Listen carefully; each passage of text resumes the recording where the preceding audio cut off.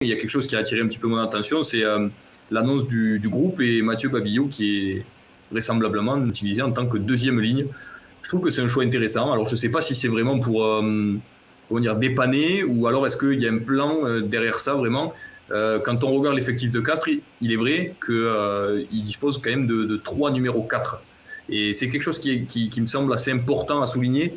3 numéros 4 pour jouer sur les deux tableaux, donc Challenge Cup et Top 14. Si on compte aussi les blessures, etc. C'est vrai que ça va demander aussi un petit peu de réfléchir en cas d'absence, etc.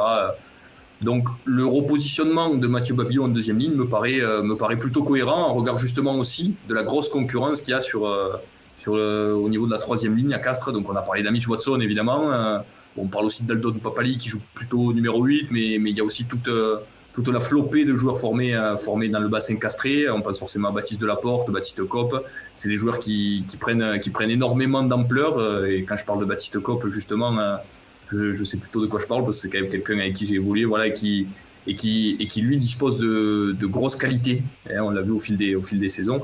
Donc voir Mathieu Babillot repositionner un temps en deuxième ligne, faire peut-être plus que du dépannage, vraiment avoir cette polyvalence-là, ça me paraît plutôt cohérent en regard de tout ce qui se passe au niveau de l'effectif.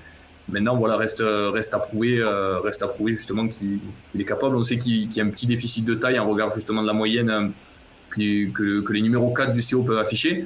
Mais je pense qu'il est capable justement de combler ça avec son expérience, surtout son expérience de la touche. Donc pour moi, c'est vraiment pas déconnant de le voir évoluer en deuxième ligne en tout cas.